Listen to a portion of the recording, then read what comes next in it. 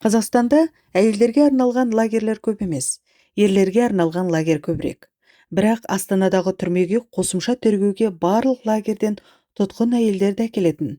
Бәрі солтүстік шығыстағы қаланың бірінде орналасқан лагерді мақтайтын, әсіресе бастығын. Ол ереженің мүлтіксіз орындалуын талап етеді екен. Есесіне лагердің шұңқыр-шұңқырының бәрін таза ұстайды. Асханадағы тағамдар дәмді, рацион толықтай қамтамасыз етілген. Жаңадан жасалатын салаттарға дейін беріледі. Оның тұтқындарға деген ерекше ілтипаты туралы көп айтылатын. Әрбірін жатқа біледі екен. Орталық зонадан бәр қорқатын. Суық климаттан емес, онда көбіне бірнеше рет сотталған адамдар мерзімін өтейді. Этап кезінде осы лагердің бірнеше адамын жолықтырдым. Олардың айтуынша шында да қиын. Бірақ ол лагердің адамдары да бәрібір адам ғой. Осындай әңгімелерді тыңдап алған соң, егер апелляциялық коллегия мені босатпаса, оңтүстіктегі зонаға өтініш жазам деп шештім. Менің заңды түрде талап етуге мүмкіндігім бар.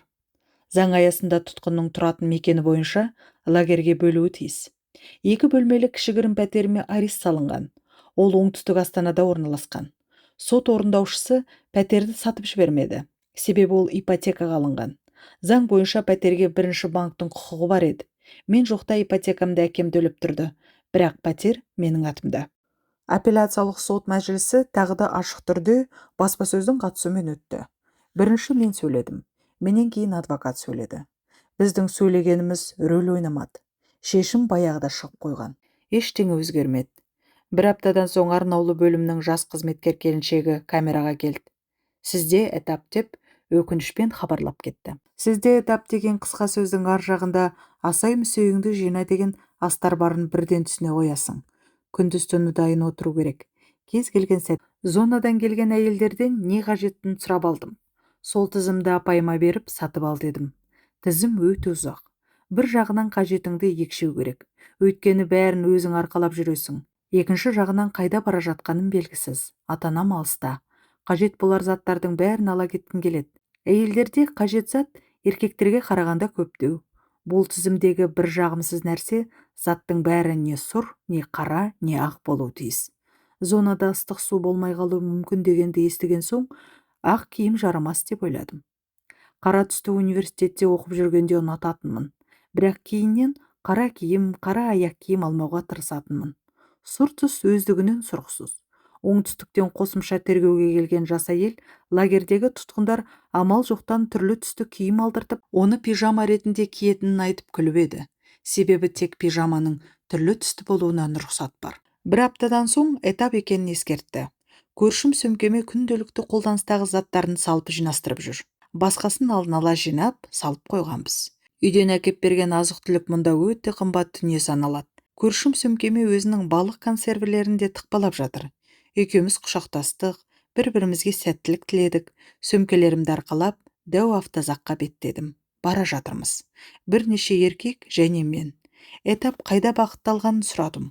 Алматы. Жақсы деп ойладым ішімнен. Яғни өтінішті уақытылы жазғаным дұрыс болыпты. Этап. Кәдуілгі пойыздың соңғы вагоны. Бірақ бұл вагонның терезелерінде темір тор. Сондықтан әскери вагон деп атайды. Басқа вагондағы адамдар соңғы вагонда тұтқындар келе жатқанынан бейхабар. Астанадан кейінгі бірінші аялдама Қарағанды. Маған шық деді. Неге? Алматыға баруым керек еді ғой. Бірақ конвой ештеңеге назар салмайды. Тек қағаздағы бұйрықты орындайды. Қарағанды облысының орталық түрмесі. Мұндағы әскерилер қаталдау. Ешкім сөмкелерімді көтеріспеді. Транзиттік камера. Қатаңдау әйел Галина Петровна жергілікті зонадан қосымша тергеуге келген. 2 жас келіншек Света мен Наташа Алматыдан Қарағандылық зонаға бара жатыр. Себебі екеуі қылмысты бірлесе қайталап жасаған. Рецидив. Рецидив деген сөздің мағынасы не екенін лагерде жүргенде сұрастырып, біраз уақыт өткізген соң түсіндім. Наташа мен Света жергілікті лагерге барғысы келмейді. Түрмеде отырғанда ол туралы неше түрліні естіп алған. Галина Петровна да зона туралы егжей-тегжейді айтып берді. Менің де көңіл күйім жоқ. Бір күнде бәріміз достасып алдық. Наташа мен Света құрбылар. Темпераменттері әр бөлек болғанымен бір-бірінің ымнан түсініп отыр. Қылмыскерге мүлдем ұқсамайды. Бірінші рет лагерде отырғандары туралы айтты. Кочегар болып жұмыс істепті. Пеш жағушы, жақсы жұмыс. Ылғи жылы жерде отырасың. Жуынып шайынуға мүмкіндік бар деп түсіндіріп жатыр маған. Кір жуып алатын жері бар деп қосып қояды олар. Кір жуатын жер болмай ма деп мен таң қалдым. Кір жаятын жер жоқ. Кірді қалай кептірдіңдер? Былай, деп Наташа күлді де менің майкамды ауада айналдырды. Таңертең жергілікті зонаға баратындардың тізімін айтты. 2 адамның тегін атады. Арасында мен жоқ екенмін. Уф, дедім. Света мен Наташа сөмкелерін алып кетті. Галина Федоровна екеуміз қалдық. Ол мен үшін қуанып жатыр. Бір ойнайық. Ол шашке ойнаған жақсы көреді екен. Ойнайық деп мен келістім. Жарты сағат ойнадық. Қайтадан есік ашылды. Этап. Біз сасып қалдық. Бұл жаңа этап па әлде мені Қарағандыға не басқа жаққа кетуге келген этап па деп түсінбедік. Соңғы 2 аптадағы барлық жағдайды ойлап шықтым. Апелляциялық сот мәжілісінің ертеңсінде жазаны орындау комитетіне Алматы облысындағы лагерге жіберуге өтініш жаздым. 1 аптадан кейін арнаулы бөлімнің өкілінен қайда барады деп сұрағанымда, ол қағаздарымның әлі келмегенін айтқан. Астанадағы түрменің есігі ашылғаннан 1 күн бұрын кезекші этап Қарағандыға екенін айтқанда аздап шок болдым. Қалайша Қарағанды? Менің Алматыға деп өтініш жазып едім ғой. Менің тұрғылықты жерім Алматы ғой. Оны біз шешпейміз. Қағаз келді. Қарағандыға барасыз. Сол жерден өтінішіңізге жауап күтесіз. Мұндай жерде дауласу, бірдеңе дәлелдеу бекер. Мен көршімнің көмегімен сөмкелерімді жинастырып автозаққа келдім. Оның ішінде бірнеше тұтқын еркек отыр екен. Қайда бара жатырмыз деп сұрадым олардан. Алматыға деп біреу сенімді жауап берді. Көңілденіп, бәлкім мені Алматыға жіберер деп отырдым. Бірнеше сағаттан соң мені Қарағандыға түсіріп, қалғандарын Алматыға алып кеткенде көңілім құлазды. Бір түн таңертеңгі уақытта Галина Петровна, Наташа мен Светаның жанында болдым. Света мен Наташаны жарты сағат бұрын Қарағанды лагеріне кетті. Енді менің соңымнан келіпті. Мені қайда бара жатқандарын білмеймін. Галина Петровна екеуміз құшақтасып қоштастық. Мен шықтым. Автозаққа салып, теміржол вокзалына келді. Соңғы вагонға отырдық. Үшеуміз. 2 әйел және тым жас қыз. Әрең дегенде қайда бара жатқанымызды айтты. Алматыға. Бір күн, бір түн жүреміз.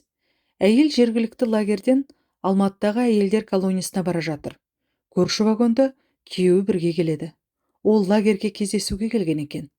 Лагерде 4 жыл отырған. Көңіл күйі көтеріңкі. Бізге қарағанда азапты өмірі біткен. Алдым-жылдым қимылдап, бәрін ұйымдастырып жүр. Ылғал майлықпен көпені сүрткіштеді. Конвойдан сыпыртқы сұрады. Отырғыштарға қағаз төседі. Үстіне кездесуден қалған тамақтарын шығарып қойды. Конвойдан шай сұрады. Бізге ыстық шай әкеп берді. Кешкі асымызды ішіп отырмыз. Қыз бала есін жиып, неге мұндай жағдайға тап болғанын айтып берді. Оның құрбысынан біреу ақша алып қайтармай қойыпты. Көп ақша емес, бірақ жасөспірімдер үшін қомақты ақша. Ол құрбысының ақшасын қайтаруға барған. Төбелескен, өзі спортшы болған, каратист екен. Сот үкімі 2 жыл. Жасы 17-де. Мінезді қыз екені көрініп тұр. Ымырт үйірілді. Тәжірибесі мол көршіміз 2 көрпесін шығарды. Қыз екеуміз ұйықтап кеттік. Әйел ұйқысы келмеді. Еркіндікке шығатынына қатты қуанды, білем. Таңертең Алматыға жеттік. Орталық түрме. Мені бірінші әкетті.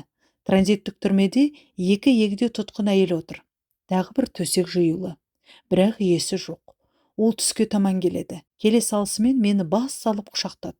Камераласым Күлтай екен. Қызыл туфли киген сот төрайымы. Басқа туфли кипті. Бірақ шашқа қыстырғышы, бантигі сол орында екен. Мінезі де сондай. Кәсібіне қарамастан өзі ерке тотай. Бірнеше күннен кейін жаңа этап. Бұл жолы лагерге.